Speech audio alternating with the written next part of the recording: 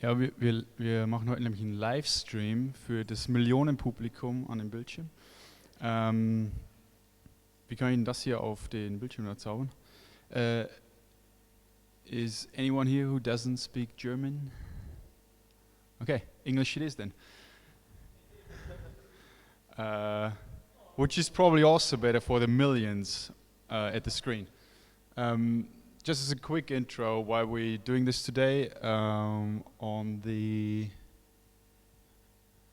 this is the later one. I think there was one post from Jeff or Joff, whatever his name is, back in November, basically discussing what should be the future of the view layer in Meteor. Back then it was kind of like, oh yeah, we're probably going to build something on top of React, or we just use React because it's too tough to build our own. And there is something that's working great.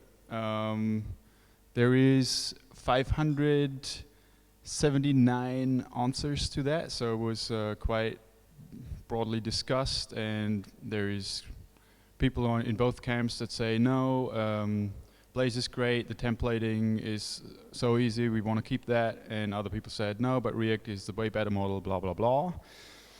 And well, then in January 9th, I think, Joff came out with another post on the forum saying, okay, we heard you, we're now going to build something that's going to keep the templating, but we're going to support React, Blaze, and Angular in the back, which is also discussed again. People saying, oh, this is crap, we should focus on one, I don't want to choose.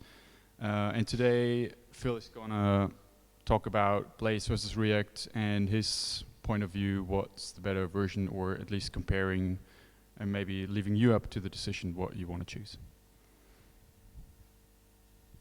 All right, thank you. So most of you already know me, and for those who don't, my name is Philip, and I've been working with Meteor since early 2014, so it's quite some time ago, back when Meteor was in version 0.5 or 0.6, I can't quite remember, but something around that time. So it was pre 1.0, and a lot of things were different. And let me just switch to the presentation really quick. Yeah.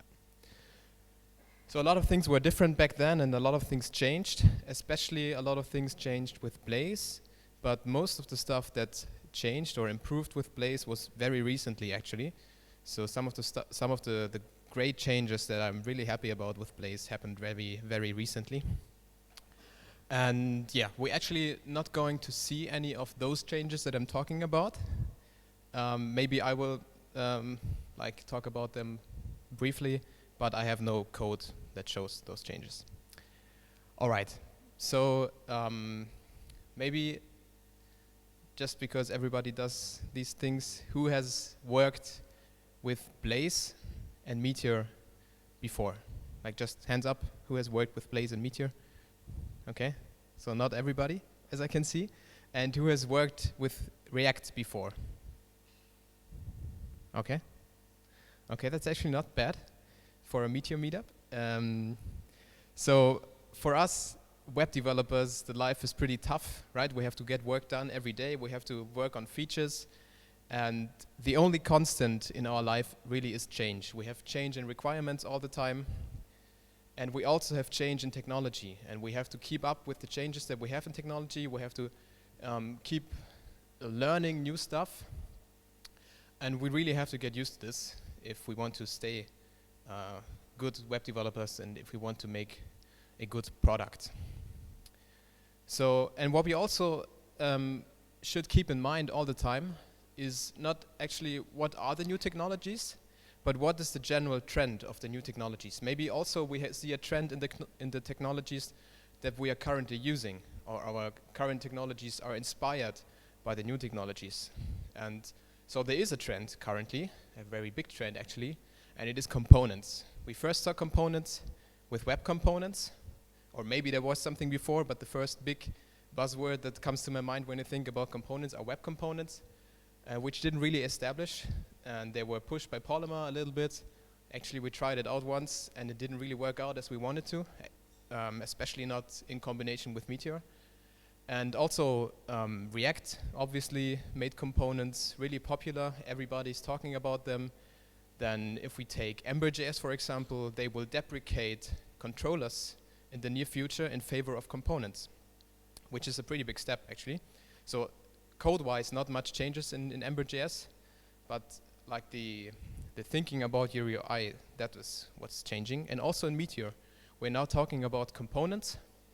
And the interesting thing is that we don't really need to change much in order to write components in Meteor. Because in Meteor, a template, or in Blaze, a template can be a component. So we don't need to change anything in Blaze itself, but we can write components with Blaze. And we will see in a bit what we mean by that. And the Meteor guide, which is pretty new and pretty fresh still, and to those of you who haven't read the Meteor guide, please do so. It's really great, and it really blew my mind when I read it, because there was quite much new stuff to me, quite a lot of new stuff for me, and I thought that I was really, that I would know a lot of Meteor, but this really helped me a lot in thinking about my Meteor applications. So the Meteor guide says it can be a good idea to think of them, templates, as something more like a component, which has an API, an internal logic, rather than a template, which is just a bit of HTML. So the important word here is the thinking. So we think about our templates as more than a template. We think about more. And what defines a component, I have written it down here. This is actually taken from React guide. Component takes props as input, and props can be just data, and returns an element tree as the output. So it basically is just a function, if you would like. It takes something as an input, properties, and it returns an element tree, which is then in the end just HTML as an output. And there are two types of components. We have reusable components, and we have smart components. And we will talk about reusable components first and what they really are. And these examples that I will show you now, they all are in Blaze. So we will talk about components in Blaze at first, because Blaze should be familiar to the most of us. And so we can really learn what actually is a component, what is a reusable component, what is a smart component, and then we can continue with React. And then it should be easier for all of us to understand React. So here we have a reusable component, and this component renders purely based on its direct inputs. It has no other dependencies but the inputs that it gets. And in this case, it really is a very simple component. It just has one input, which is the text, and it just renders depending on this input. And this input might be anything. This might be a string as it is here. It might be something from a collection. It might be an array. It might be a route parameter. It might be anything. But the important thing here is that the component really does not care where it gets its data from. If it is in database or something else, it just takes the input and renders. So it's really reusable in a sense that we can use it anywhere in our application without depending on something like a database. And these are the benefits of reusable components. They're very easy to reason about. I mean, not every component has to be as simple as this button component, obviously, but still they're easy to reason about because we have no dependencies to any database, no subscriptions or anything. They're easy to test, again, because we do not have any dependencies. We don't need to mock any database. We just pass in some example data, and that's it. And the third part is actually a very big point for me personally. They're easy to add to a component style guide. And this is what I was thinking about like half a year ago. I was talking to my friends about this. How can we actually get a component style guide or a UI harness inside our application? So that we can list all of our UI components that we are using, might be buttons, might be inputs, forms, whatever. So we can list all of them, and that we can see how we can use them, all the states that they can be in. And this gives us the possibility to do exactly that. So if we register all of our components, our reusable components in some place, or maybe in an object, then we can just iterate through all of those components and render them. And we can just pass in some example data. Again, we don't need any collection for this. We just pass in some mock data in that case, and we can look at our components. And that's a really great thing, and it really helps to that your app is really consistent and that everybody uses this button component and not everybody is rewriting their own button. And the fourth part, actually we talked about it already. You know exactly what the dependencies are of your components, and you can just provide those dependencies. All right, that's it for reusable components. Now for smart components, this is very Meteor specific here. Smart components do these three things. They subscribe to data, they fetch data from those subscriptions, which is actually important. You should really fetch the data inside your smart component and not in the reusable component. And you fetch also global client-side state, like for example a route parameter. And this is what it might look like in Blaze. I hope this is big enough for everyone to see. So we have a list component in here, but the list component actually is the list show component and not the component that we are seeing here in the JavaScript. So we have what Meteor calls it a page component, which is basically just collecting all of the data that the list show component needs to render.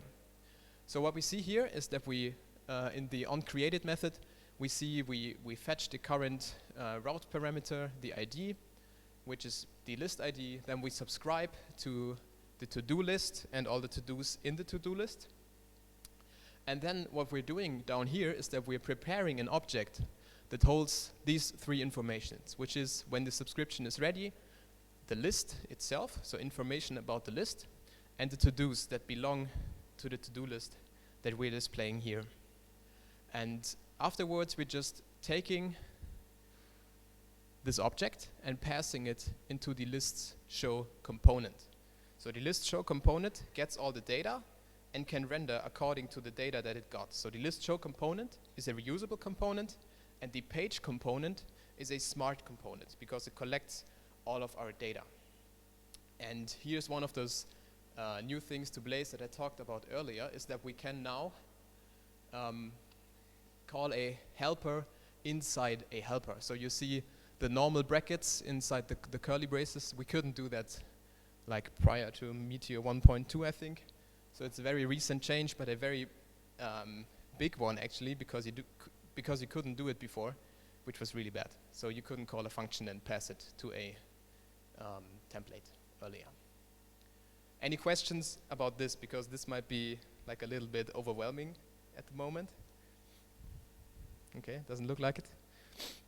So our task now, according to Meteor, or according to the Meteor guide actually, is to build components, to build stateful components like we just saw, containing a stateless child, which is a reusable component, and these rely on the topmost parent for state. So this page component is the topmost component that we would actually just include, or this would be rendered by our router. So if we go to the to-dos route, then it would render the page component. The page component would collect all of our data, the state in this case, and then render a few stateless child components. So now we come to the React part. We have now seen how this works in Blaze, and now we can look at this in React. I will slowly introduce you to some React syntax, and first of all, to some concepts. And the first one is that React components are virtual until they are rendered. So a React component does not instantly get combined with your DOM. So you have no real connection to the DOM in the first place. And React elements are really just HTML elements in the end. So we can think of them as HTML elements in the end. And the React component is a group of React elements. And actually everything that looks like HTML in those React components gets precompiled to JavaScript. And what I mean by that, we will see in the next two slides. So this is probably the simplest React component that we can come up with. It's just a comment box. And this comment box component has a render method. And this render method returns an element tree, which is in this case just a div. And probably the only thing that is new to you here is the class name attribute of the div. This is something that's specific to React, and it's something that you get used to pretty quickly actually, that you don't use class but you use class name. And that's, I think, the only hack, I would call it, that you have to use if you're writing HTML in React or JSX. And down here, you can use this component also using XML, HTML syntax. And this looks very familiar if you're used to web components, actually. So I really like this approach. And this is with JSX syntax. And what React is doing is that it's pre-compiling this into pure JavaScript. And this looks like that. So we have the react.createElement method, which is creating a div. We pass it the class names, and we also pass it the content. And we can use this component afterwards down here, and it is basically then just an element that is containing some more elements. So this in JSX gets rendered or gets precompiled, not rendered, into this. So if you don't like JSX, then you can also do this if you like it more than writing JSX syntax. Okay. Now we have props in React. So I talked earlier about passing some arguments into a component. And in React, these arguments that we pass into a component get collected inside this props property. And in this specific component, we have the author and children. And the children is the special property. This is actually, as far as I know, the only predefined property that we have in React. And this children property, if we look to the next slide, we see, for example, this is one comment and this is another comment. The stuff that's inside this element gets put into the children property. So we can nest it inside our property anywhere we want. And there's actually something similar in Blaze for this. And the author property comes from this argument or attribute called author. So we can pass some data into this component, into this comment component, and we can use it. Sorry, we can use these using this.props inside our React component.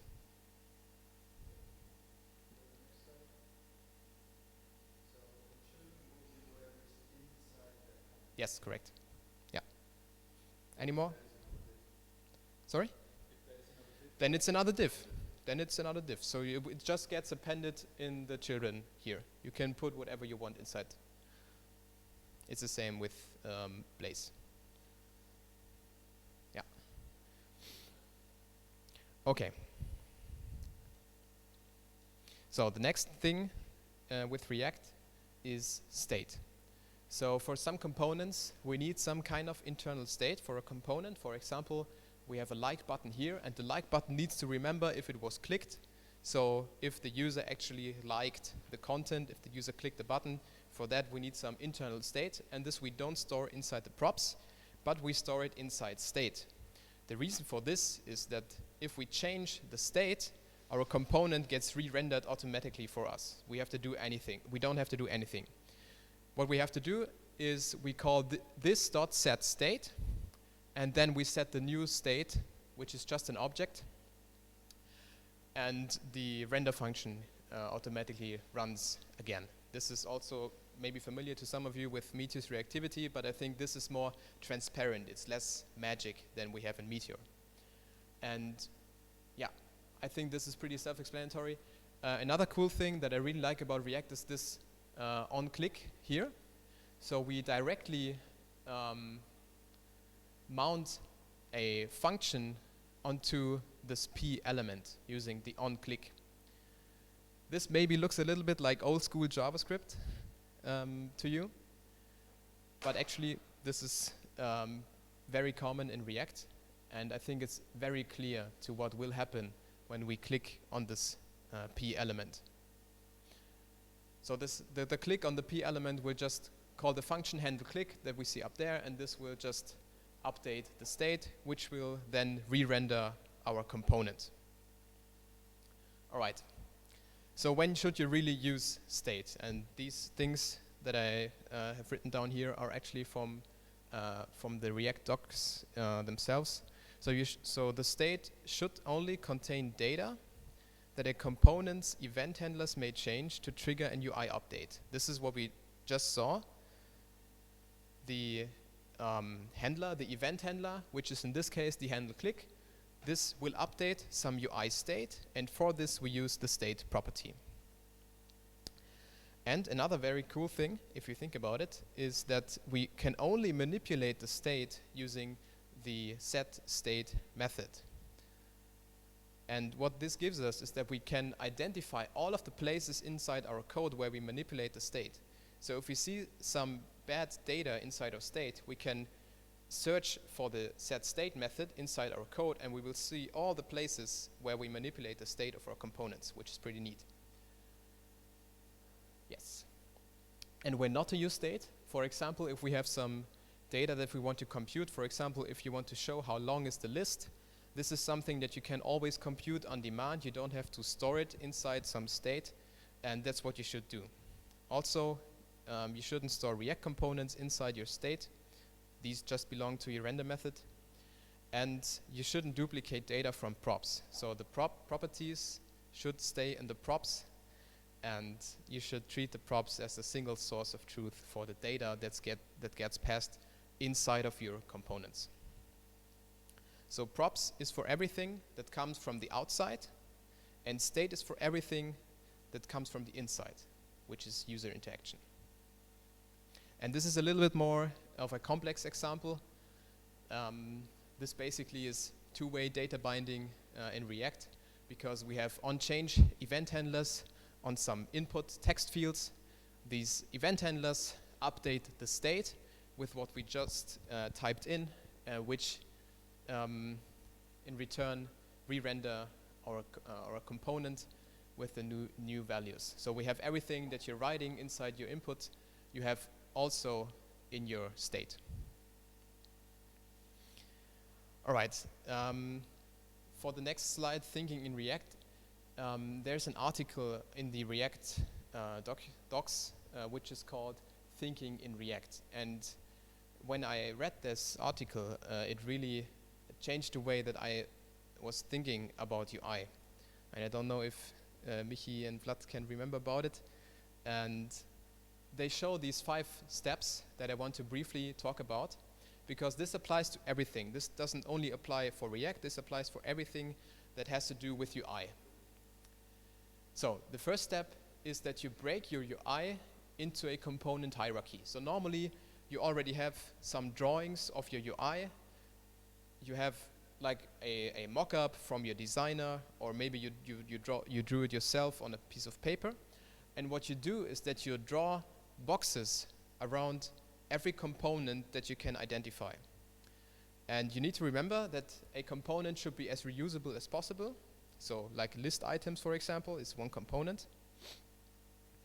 And also that a component should only do one thing, just like a function. Functions should only do one thing, and the same is true for components. And with these two criteria, you can actually pretty easily identify what should be the components in your mockup. The next step is that you build up a static version. You could do this easily in React by just using props, no state, just using props. So you have an app that is basically not interactive at all. It just is static. It just shows some data, which might also be just mock data, so no database included, just some mock example data that is shown inside your static page. And you could do this also in Blaze, for sure. And the next step is then to identify what is your minimal but complete representation of your UI state. So you think about what is the user interaction and what follows to this user interaction. So what state needs to change in my UI, and then you can come up with the minimal state. And the next step actually is kind of difficult, and this next step only works if you do it in advance. is to identify where your state should live. So for example, if you have a search bar and you have a list of to-dos, and the search bar should filter your list of to-dos, then your state should not live in your list, and your state should not live in your search bar, because they share the state. They both depend on the state. So the state needs to be in a parent component of these two components. And that's what is meant by identifying where your state should live. So you need to identify the common parent of all components that depend on this state. And once you have done that, you get some interactivity to your state, but the real interactivity comes in step 5 when you add the inverse data flow. So I just mentioned the to-do list and the search bar above the to-do list. And for the search bar, in order to be able to update your filter that should be applied to your list, the search bar actually needs to change the state in some way. But the search bar itself doesn't hold the state, because its parent is holding the state. So we need to pass the search bar some kind of function that it can call in order to manipulate the state. And this is what we mean by inverse data flow, that the child components actually can talk to the parent component in order for the state to get updated. Maybe you didn't get all of what I just said, because it's quite much, and I was really confused when I read this article. I had to read it twice actually to understand fully. I can really only encourage you to read it. It will apply for any of your UI work that you're doing, not only for React. But the cool thing about React is that it gives us props and state and these guides in order for us to get better developers, in order for us to think about our UI in advance before we start coding. It's like test-driven development. You write your test before you code in order to think as a user. And this is the same. You think as a user. How do you want to use your app? And then you start coding. And I think this is a really good approach to building apps. So there are more benefits to React, obviously. As I just talked about, we have quite some opinions that come with React. We have some guidance that comes actually directly from Facebook, not only from the community, but directly from Facebook. And this is something that is addressed in Meteor with the Meteor guide. But this is something that is just changing very recently in Meteor, and React had that for quite some time now. And there's also, as probably all of us know, a very big and active community and supporters behind React. So it's on the one hand, it's moving really fast, but on the other hand, it's where people are right now in the community. It's where the community is moving to. So if you want to stay on top of the technology, if you want to see where the industry of web development is headed into, then you should really look at React and what they're doing. And of course, we get a very broad ecosystem which follows from the big and active community, which is on the one hand, so-called Flux implementations, like Redux. I won't explain to you what this means. And we have GraphQL enabled through Relay. We have packages like React Router, React Motion, and all of these are written by very intelligent, very smart people, and you can really learn a lot if you read their source code. So these are really great tools that I would love to be able to use in Meteor right now, but we have some limitations right now in Meteor. We can't just use anything that we want, because Meteor is pretty much predefined. So the decisions are made for you, what you have to use. So you're not free in your choices at the moment. This changes partly in the future, in the very near future actually. So for the lazy developers of us, this sounds great and all, but I just don't like JSX. And that is actually what I was thinking 1 year ago, probably. So I was looking at React and I didn't understand any of it. I hated it because I didn't understand it. And then I searched on the internet for articles that would argue against React. And I found a lot of them, and one of them was saying JSX is a really bad idea. It really is bad to mix HTML and JavaScript, and it's not helping the browser in any way. So React is not helping the DOM to get better. We all know the DOM is the real problem of web development. This is true. This is true. The React doesn't help the DOM in any way. But on the other hand, it's just the way to go at the moment, probably. And yeah, that's what I also want to talk briefly about, is JSX versus handlebars, because that was what it came down to for me. I didn't like JSX. I could get my hand around some JavaScript, but I couldn't get my head around JSX, about writing HTML inside my JavaScript files. And I had some problems with handlebars, and these problems were that handlebars is not as powerful as JS. So we have some stuff in handlebars, but this is by far not enough to really build great UIs with handlebars. And what you ended up doing is that you would write a helper for actually anything. So in handlebars you have no map method, you have an each method, but you have no each in, for example. There's much stuff that is just missing, and you had to write a helper for anything. You had to register global helpers, which is actually not really a great idea, and all of those stuff that didn't really feel right at all. And that's why I always say handlebars is just JavaScript in brackets, because you write helpers for everything, and the helper is just JavaScript in the end. So really it's all just JavaScript. And you always have to work on two files. So if you have a component or a template, then you have two files. You have the HTML and you have your JavaScript. And with React, you only have one file. While this doesn't really seem like a big deal, once you get used to only using one file, you really don't want to go back to using two files. Yeah, so this is my take on JSX versus handlebars, and maybe these thoughts might help you to get your head around JSX. But if you really cannot get your head around JSX, I showed you earlier that you can actually use react.create element, which you can see in the third line. And this is what React is doing behind the scenes for you. And you can use this technique that is shown in the GitHub repo React without JSX. And what it does is that it passes the react.create element inside the h variable, and now you can write your UI like this, and the nesting really works. So you can nest your UI using just indentation in this case. I don't think this looks any better than JSX. So yeah, I just wanted to let you know that if you really don't want to use JSX, there are alternatives out there.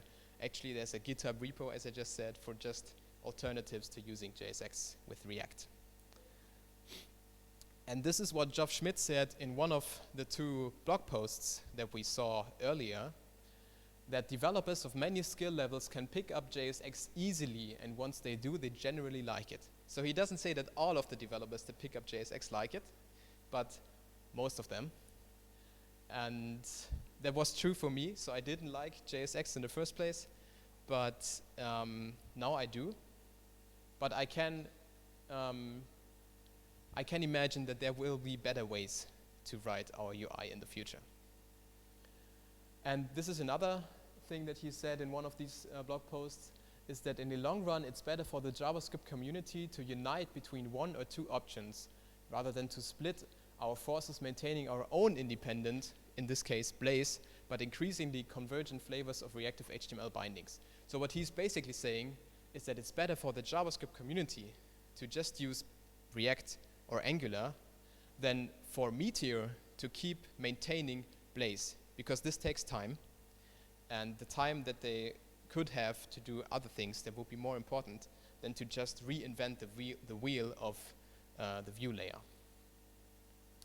So, to conclude a little bit, I have some good and bad parts about Blaze and some good and bad parts about React. So what's very good about Blaze, and what was really good for me in the beginning, because I wasn't really an experienced web developer when I started Meteor, is that Blaze is easy to learn. Handlebars is really easy to learn, but it's limited. So it's easy, but it's limited. And probably the biggest strength of Blaze is the rich ecosystem that developed around Blaze and around the full stack nature of Meteor.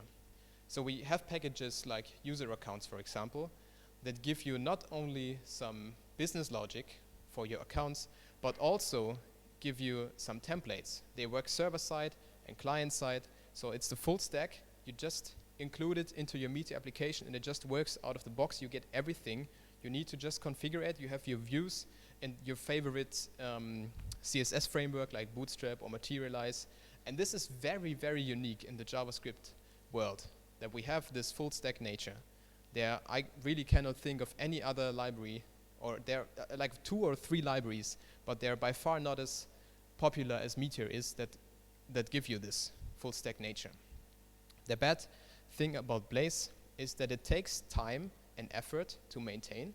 So this is time and effort that the Meteor development group would have to do better things with their time. For example, giving us guidance on how to actually use their goddamn platform, which is, as I said, currently addressed using the Meteor guide, which is not finished yet. But this is, like, we're talking 3 years of Meteor, and now we get a guide. So this is really late, in my opinion, but better late than never, right? And also, as I said, Blaze is very limited. So for React is built for components. React was developed in order to be able to write components. That's why we have state and props and all these guides. And that's really great, because that's the way the industry of the web development is moving to, components. They have a very active community, a broad ecosystem of packages and like other frameworks that combine with React. What the heck? Yeah, and the good thing about React is that if Meteor just drops support for Blaze, as I said, they have more time to do other things. The bad things about React is that it's complex for us, so JSX is really new to us, or to most of us. The theory of using components is new for most of us. And also the learning material often is related with other new tools, because React really is just a view layer. So in order to write a complete application, you need much more than just React. And we have tools like Webpack, Redux, Flux, ES6, 7, JSPM, all of these tools which we would have to learn first in order to understand most of the tutorials. So that's why I always recommend the React docs and the tutorials on the React homepage, because they're just using plain old React. They have a playground for you, so you don't have to worry about any of these other tools that I mentioned here. All right, so the question really is, can I make use of React or of the React ecosystem in Meteor? Because there's very much cool stuff, as I talked earlier about with the React ecosystem. But if I can only use React but not its ecosystem, it really isn't as powerful. And the answer is Meteor 1.3, which is coming out in the near future. I don't know exactly when, but what it will do for us is it will give us support for ES6 modules and direct access to NPM modules. So until Meteor 1.3, you had to install a package which would install all of the NPM packages that you would want to use in your application, which really is a workaround. And you also couldn't use modules in any way. So everything was global. You couldn't really make anything private. And this really leads to a lot of bad code that is really hard to refactor and to get it right and to find bugs in. And this is from the blog post that Manuel posted in the Meteor group today, from Sasha Greif, from the creator of Discover Meteor. He says that a sizable part of the Meteor community, including himself, is currently migrating towards React. And he actually has a video series on how to migrate your app from the classical stack just from Meteor using Blaze, to using Flow Router in your application in favor of Iron Router, and also to using React in favor of Blaze. And in my opinion, you should do the same. So if you have some kind of Meteor application in production, then you should look into it and to refactor it. You can do it step by step. He shows in his video series really how you can do it step by step. You don't have to do it all at once. And I think it's a great learning, and it really tells you much about how Meteor really works if you do it. Yes, and that's it from my part. I have some references here. I can also post some more links in the Meetup group if you're interested. This down here actually is a really good article if you want to get into React. It also shows some of the problems that you might encounter when you start learning React. Yeah, and then I'm open for any questions.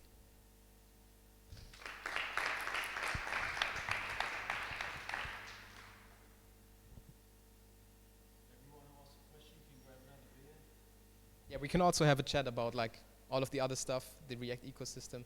Go for it.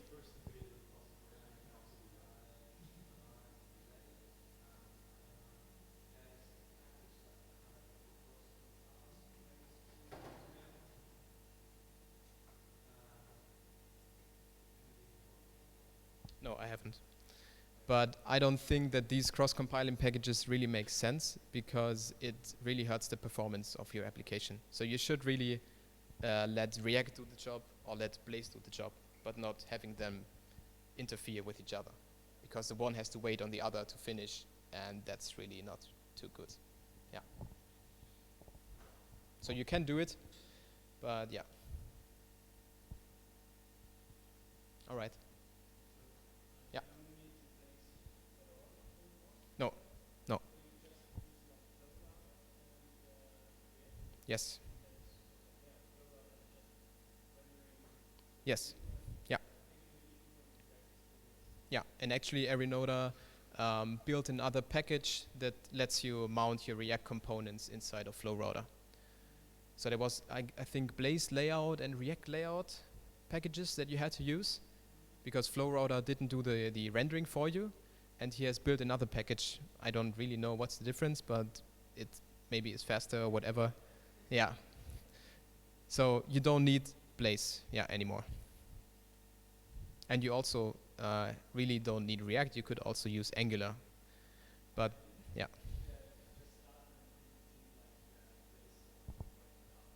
Yeah. Mhm. Yeah. Also, one thing that I didn't mention and that Manuel touched earlier is that we currently have Blaze, React, and Angular support in Meteor, like full support for all of these three. But that's also what Sasha Greif says, that it's really not a good idea to do it, because then the community of Meteor will split up in three parts. So you have the Blaze guys, you have the React guys, you have the Angular guys, and everybody of these guys has their own packages, right? Because you cannot easily write a package that works for all of the three. Like you have performance issues, you have to write everything for all of the three flavors. So yeah, that's maybe not the best idea. And maybe they should commit to something in the near future, because maybe the community will divide or fall apart or whatever. So yeah, that may be a problem in the near future, yeah. Yeah. Yeah.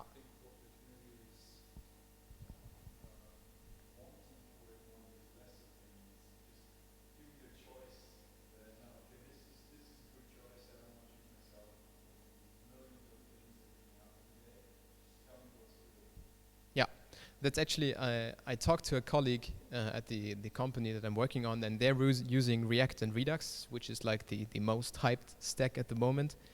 And what he told me is that the worst thing about this project is that they had to make so much decisions.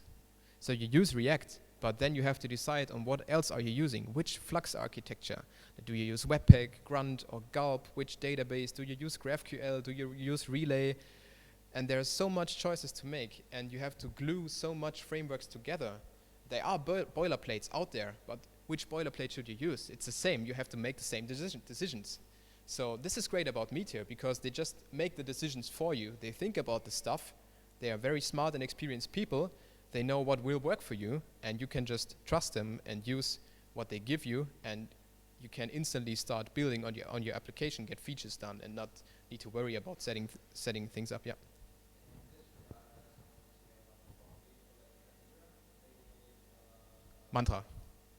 Mantra. Yeah. No, I haven't, but we can show it.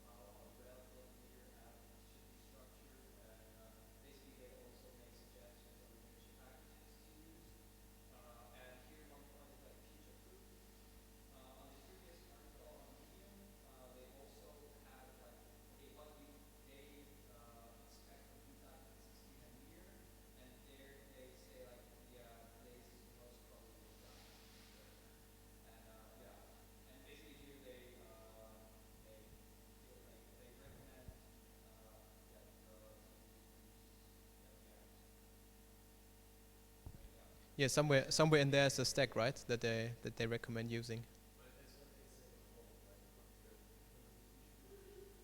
Yeah.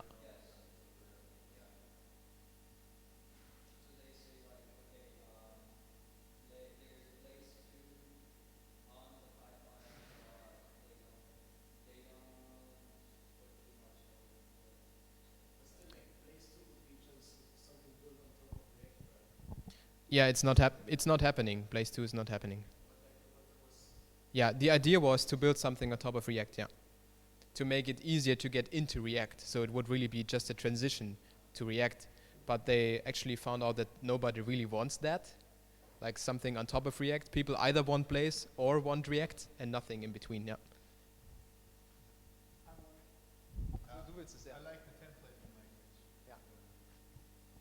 Maybe I'm the last one left.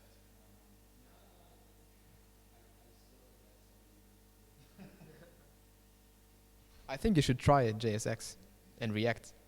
Maybe you will like it.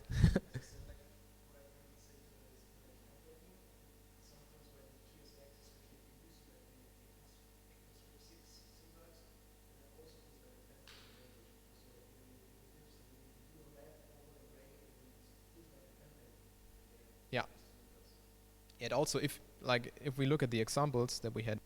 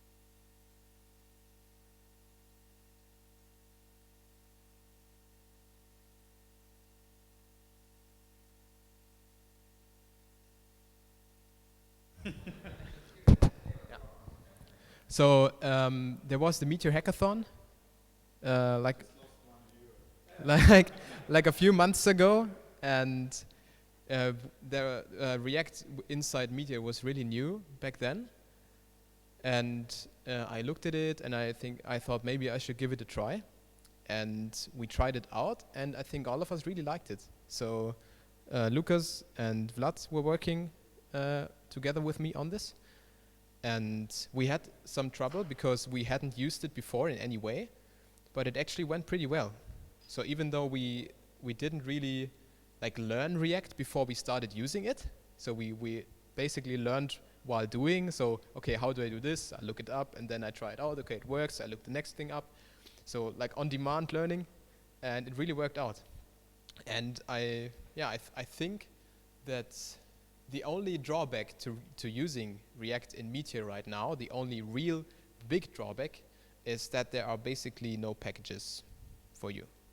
So user accounts doesn't work with React at the moment, so you would have to use something that uses Blaze inside React, which probably isn't the best idea for performance. So if you're trying to do something production ready, then maybe that's not the best thing to do. But this will change in the near future. Like many people are working on wrapping native React modules and giving them full stack.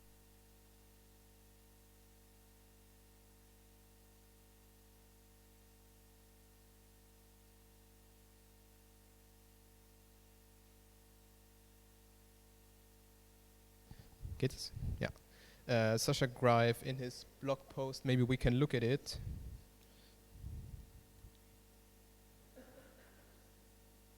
Yeah. He mentioned a library that he is wrapping in Meteor. Somewhere in here it was.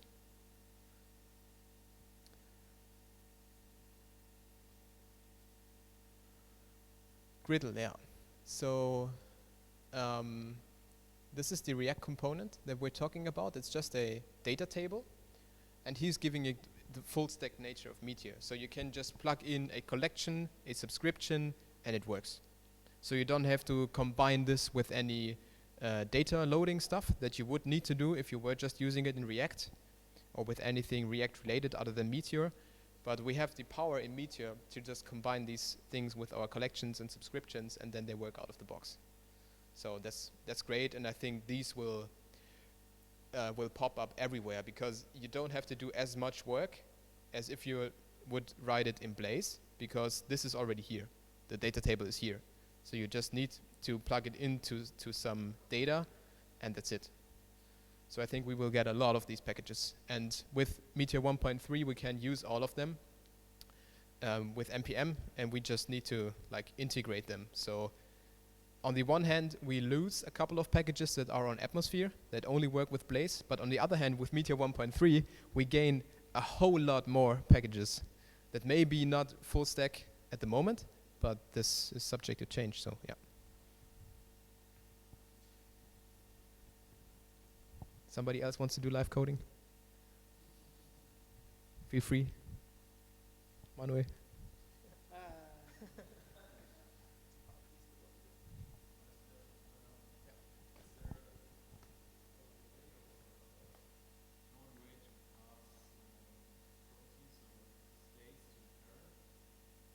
Yeah.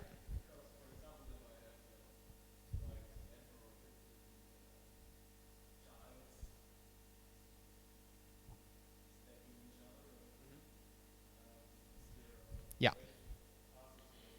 To the topmost parent, yeah. So that's a problem in React, for sure, but the solution is Redux. So what your components do is that they emit actions. So every single of your nested components somewhere down in your hierarchy would emit an action, and the so-called reducer listens to this action. And it is somewhere, and it just transforms the action into a new state, which gets thrown in at the top again, and then it goes down the tree. So you don't normally in React, you have to like pass a function to the child, which passes the function to the child, and so on and so on. And then you call one function in the child, which gets called directly in the topmost parent, but you have to do the work of passing it down the pipeline. And with Redux, you don't have to do it. And the great thing also about Redux is that you have all of your state manipulations in one function. And this one function just contains a switch, like a programming switch for all of your different actions that you have. And yeah, you have everything in one place. So if something goes wrong with your data, you have one location in your code where you can look at, and you exactly know that there will be the problem. So that's really great. Yeah.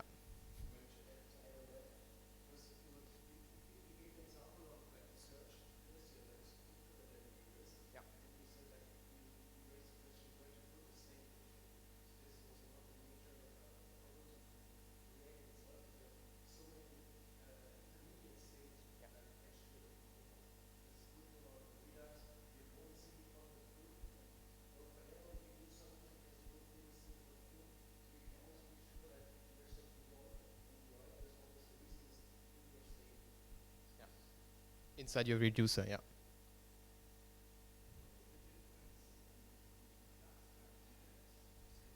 Yeah, so Flux is the architecture and Redux is the implementation of the architecture. So Flux tells you how your data should flow, or maybe you can have a go on it after me. So Flux tells you how your data should flow inside of your app, and Redux gives you some functions to actually realize that. So Flux is the theory, and Redux is the implementation of the theory. Is that correct? Yeah.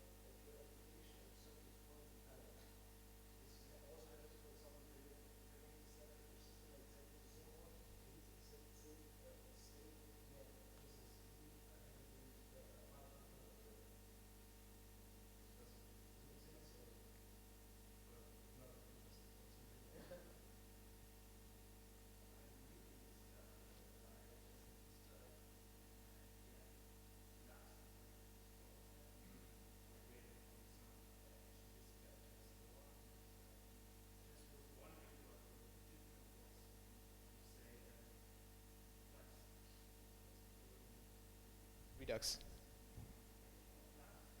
Yeah, Flux originally was like the theory on paper, but maybe there are packages that are called Flux now, as you just said, but Flux originally was just a theory of how this should work, how your data should flow inside of your application. Yeah. But the problem that you have with any Flux implementation is that you have no server, right? So you have data, client-side data, but you have no server, no database feeding your implementation. So this is still one problem, and you need another framework or library. You plug into it, and you need to get it to work somehow. And then you plug this into GraphQL, and you plug this into your database, and you need to do a lot of wiring yourself.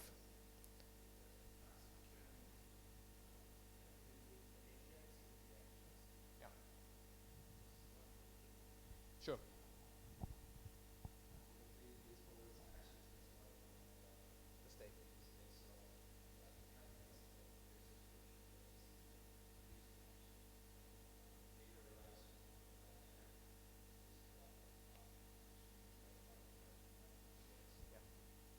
And this is what Kadira tries with Mantra, to take the cool stuff that we have with Flux and integrate it into Meteor, so you don't have to worry about wiring everything up, and you can just read the specification and use their implementation, and you're good to go.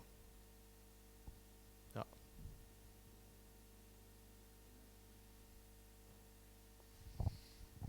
So thanks very much again.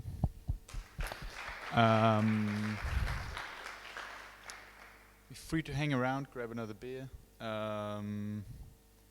Is there any ideas what you would want to talk about in the next meetup and when this should happen?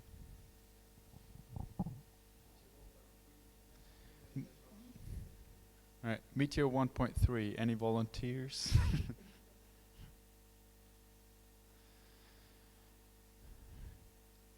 Maybe approach me afterwards. All right.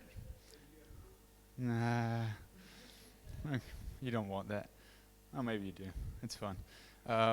Well then, thanks everyone for showing up. You don't have to, like I said, don't have to leave right away. We'll turn the stream off.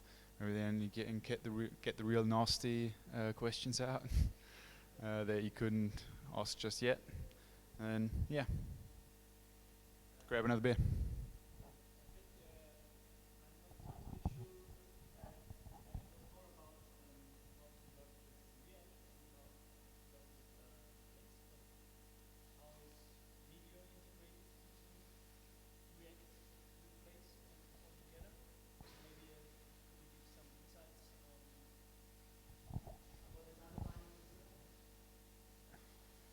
Do you want to hand over on that?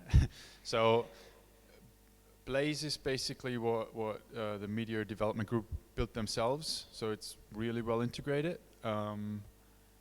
It's basically handlebars that they used, and then React came out of Facebook, and it's hyped pretty big, and apparently has some advantages as well.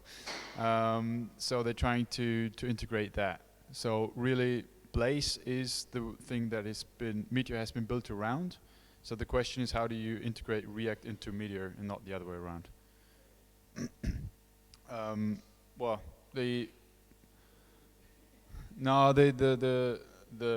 chicken answer out is, I guess, have a look at the Meteor guide, where they explain how you could do it.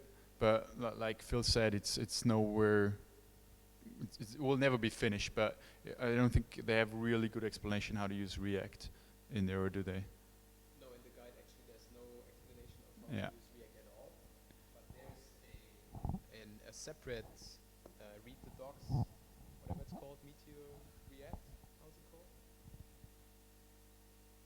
There is something. Yeah, that's what I mean. So this is done by Meteor, and this is just how to use Meteor in React. In one way. Or React in Meteor, whatever way you want to look at it. Yeah. It's tutorial master. Yeah. So the classical to-do app is just also in Angular and also in React on the Meteor page.